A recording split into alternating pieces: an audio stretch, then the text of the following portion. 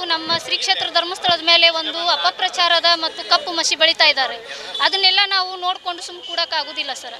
ಯಾಕಂದ್ರೆ ನಾವು ಸಣ್ಣ ವಯಸ್ಸಿಂದ ಅಂದ್ರೆ ನಮ್ಗೆ ತಿಳಿ ಬಂದಾಗಿಂದ ನೋಡಕತ್ತೀವಿ. ನಮ್ಮ ಮನೆ ಮಗ್ಳ ಒಂದು 4 ಮಂದಿ ಮುದುಕಿಯರದಾರ ನಮ್ಮ ಓಣ್ಯಾಗ, ಅವ್ರಿಗೆಲ್ಲ ಮಾಸಾಸನ ಕೊಡ್ತಾರೆ. ನಾವು ಒಂದು ರೊಟ್ಟಿ ಒಂದು ಹೊತ್ತು ಕೊಟ್ಟರೆ ಇನ್ನೊಂದು ಹಟ್ಟಿ ಸಿಟ್ಟು ಮಾಡ್ಕೋತೀವಿ.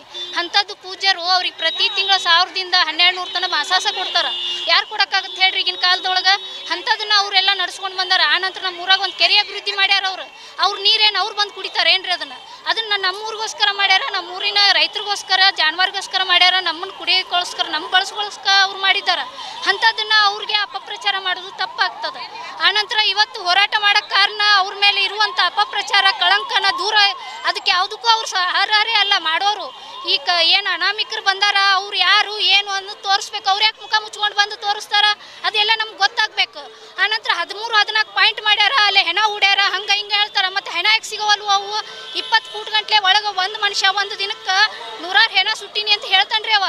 ಆದ್ರೆ ಒಂದು ದಿನಕ್ಕೆ 100 ಹೆಣ ಸುಡಕ್ಕೆ 20 ಫೂಟ್ ಗಂಟ್ಲೆ ಅವ ಹೂಡಿದ್ರೆ 100 ಹೆಣ ಎಲ್ಲಿದ್ದ ಸುಟ್ಟು ಒಳಗೆ ಹಾಕಿದವ? ಅದು ಗೊತ್ತಾಗಬೇಕಲ್ಲ ನಮ್ಗೆ. ಇದೆಲ್ಲನೂ ಕಪ್ಪು ಮಸಿ ಬೆಳೆಯಕ್ಕೆ ಮಾಡಕತ್ತಾರೆ. ಧರ್ಮಸ್ಥಳದ ವಿರುದ್ಧ ಎಲ್ಲಿ ತನಕ ಹೋಗಂದ್ರು ಅವ್ರು ಅಪಪ್ರಚಾರ ಮಾಡಿದವ್ರ ಬಗ್ಗೆ ನಾವು ಎಲ್ಲಿ ತನಕ ಹೋರಾಟ ಮಾಡೋಕ್ಕೂ ಸಿದ್ಧರದೀವ್ರಿ. ಹೋರಾಟ ಮಾಡಕತ್ತಿದ್ದು ನಮ್ಮ ಶ್ರೀ ಕ್ಷೇತ್ರ ಧರ್ಮಸ್ಥಳದ ಮೇಲೆ ಒಂದು ಅಪಪ್ರಚಾರದ ಮತ್ತು ಕಪ್ಪು ಮಸಿ ಬೆಳೀತಾ ಇದ್ದಾರೆ. ಅದನ್ನೆಲ್ಲ ನಾವು ನೋಡಿಕೊಂಡು ಸುಮ್ಮನೆ ಕೂಡಕ್ಕಾಗೋದಿಲ್ಲ ಸರ್. ಯಾಕಂದ್ರೆ ನಾವು ಸಣ್ಣ ವಯಸ್ಸಿಂದ ಅಂದ್ರೆ ನಮ್ಗೆ ತಿಳಿ ಬಂದಾಗಿಂದ ನೋಡಕತ್ತೀವಿ. ನಮ್ಮ ಮನೆ ಮಗ್ಳ ಒಂದು 4 ಮಂದಿ ಮುದುಕಿಯರದಾರ ನಮ್ಮ ಓಣ್ಯಾಗ, ಅವ್ರಿಗೆಲ್ಲ ಮಾಸಾಸನ ಕೊಡ್ತಾರೆ. ನಾವು ಒಂದು ರೊಟ್ಟಿ ಒಂದು ಹೊತ್ತು ಕೊಟ್ಟರೆ ಇನ್ನೊಂದು ಹಟ್ಟಿ ಸಿಟ್ಟು ಮಾಡ್ಕೋತೀವಿ. ಅಂಥದ್ದು ಪೂಜ್ಯರು ಅವ್ರಿಗೆ ಪ್ರತಿ ತಿಂಗಳ 1000ದಿಂದ 1200 ತನಕ ಮಾಸಾಸ ಕೊಡ್ತಾರೆ. ಯಾರು ಕೊಡೋಕ್ಕಾಗುತ್ತೆ ಹೇಳ್ರಿ ಈಗಿನ ಕಾಲದೊಳಗೆ? ಅಂಥದ್ದನ್ನು ಅವರೆಲ್ಲ ನಡ್ಸ್ಕೊಂಡು ಬಂದಾರ. ಆನಂತರ ನಮ್ಮ ಊರಾಗ ಒಂದು ಕೆರೆ ಅಭಿವೃದ್ಧಿ ಮಾಡ್ಯಾರ. ಅವ್ರ ನೀರೇನು ಅವ್ರು ಬಂದು ಕುಡಿತಾರೆ ಏನ್ರಿ?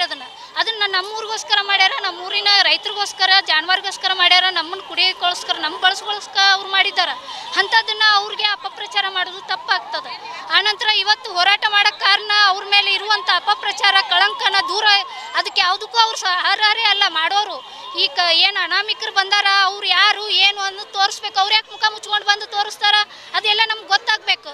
ಆನಂತರ 13-14 ಪಾಯಿಂಟ್ ಮಾಡ್ಯಾರ, ಅಲ್ಲೇ ಹೆಣ ಹೂಡ್ಯಾರ, ಹಂಗೆ ಹಿಂಗೆ ಹೇಳ್ತಾರೆ. ಮತ್ತು ಹೆಣ ಯಾಕೆ ಸಿಗೋವಲ್ವು? ಅವು 20 ಫೂಟ್ ಗಂಟ್ಲೆ ಒಳಗೆ ಒಂದು ಮನುಷ್ಯ ಒಂದು ದಿನಕ್ಕೆ 100 ಹೆಣ ಸುಟ್ಟಿನಿ ಅಂತ ಹೇಳ್ತಾನ್ರಿ ಅವ.